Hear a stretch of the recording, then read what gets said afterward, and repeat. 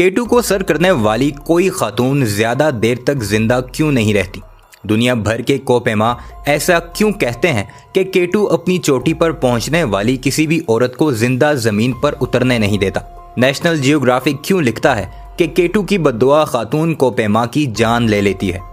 K2 के बारे में ऐसे हकाइक जो सिर्फ कोपेमा ही जानते हैं और बाहर की दुनिया को इन राजों की भनक भी नहीं होती, आज की वीडियो में आपको बताएंगे। उसके साथ आपको पाकिस्तान के हीरो अली सतपारा की तलाश के लिए जारी रेस्क्यू मिशन की ताज़ा अपडेट्स भी फ्राहम करेंगे।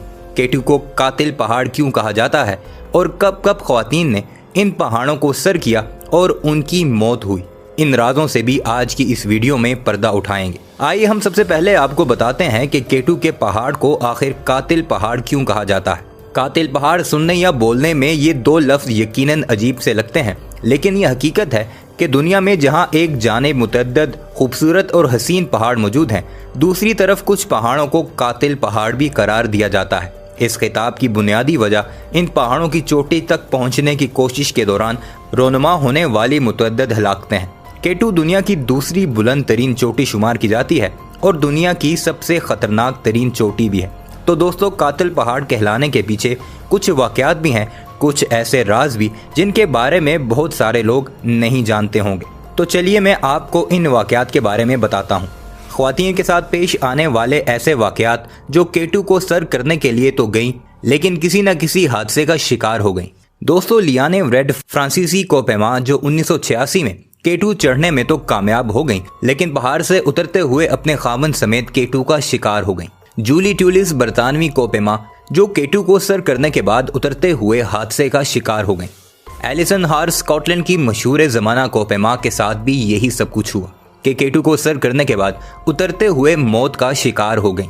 इन तमाम वाक़यात से कोपेमाओं में एक बात मशहूर हो गई कि K2 खुद को सर करने वाली ख़वातीन को ज़्यादा देर तक जिंदा नहीं छोड़ता। आपको ये जानकर हैरानगी होगी कि K2 पर बहुत सी हलाकतें K2 सर करते हुए नहीं बल्कि आपस में झगड़ा करते हुए हुई। K2 पर बहुत सी हलाकतें कोपेमाओं के उस मखसूस इलाके में जाकर आपस में झगड़ा करने से होती हैं, जिसे बॉटल नेक या डेथ जोन कहा जाता है।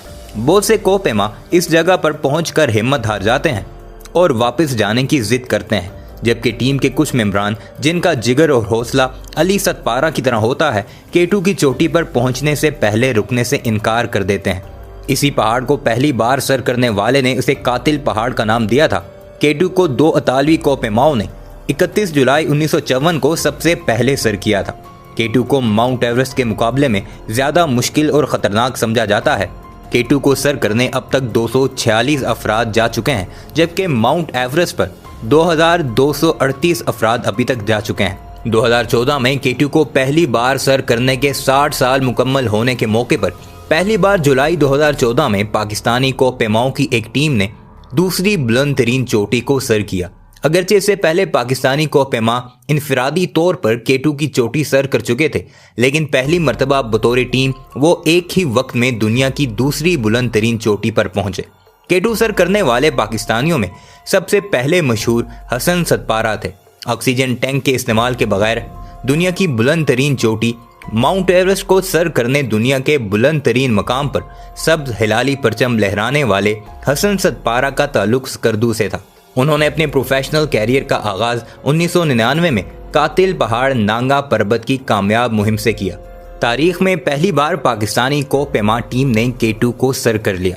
2004 में दुनिया की दूसरी बुलंद तरीन चोटी K2 की और उसके बाद ब्रॉडपैक और गशाब्रम 1 और 2 सर करके पाकिस्तान में वाक़े 8000 मीटर से बुलंद चोटियों को सर करने का मुनफरिद एजाज़ हासिल किया था।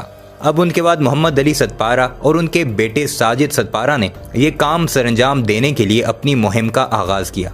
मोहम्मद अली सतपारा के बेटे साजिद सतपारा को ऑक्सीजन रेगुलेटर ख़राब होने की वजह से वापस लौटना पड़ा, जबकि अपने पुख्ता इरादों के साथ मोहम्मद अली सतपारा K2 को सर करने में कामयाब तो हो गए, लेकिन वापसी पर डेथ जोन के आसपास कहीं खो गए, जिनकी तलाश के लिए रेस्क्यू ऑपरेशन किया जा रहा है। लेकिन इतना वक्त गुजरने के बाद, जो कि जुमेरात और जुम्मे की दरमियानी शब से राब्ता मुनक़ता हुआ था, तो अब तक उनकी तलाश जारी है।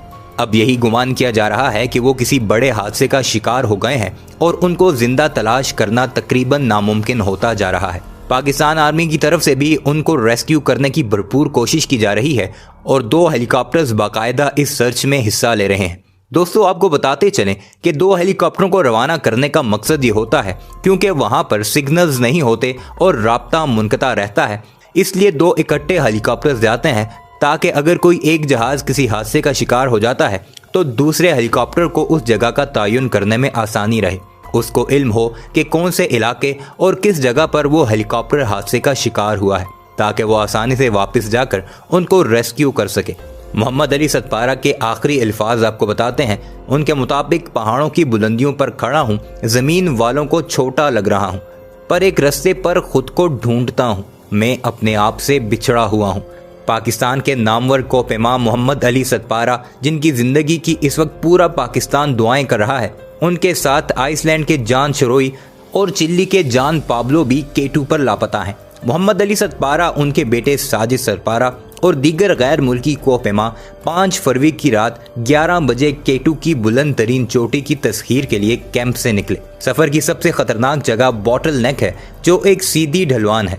इससे गुजरना इंतहाई दुश्वार काम है। इसे डेथ जोन भी कहा जाता है, जहां एक कदम गलत पड़ने से हज़ारों फुट नीचे गिर जाने का खतरा होता है। साजिद सतपारा ने बताया कि ऑक्सीजन के बगैर बॉटल नेक तक पहुंच गया, लेकिन 8,200 मीटर की बुलंदी पर पहुंचने के बाद ये अंदाज़ा हो गया कि ऑक्सीजन के बगैर आगे बढ़ना नामुमकिन है।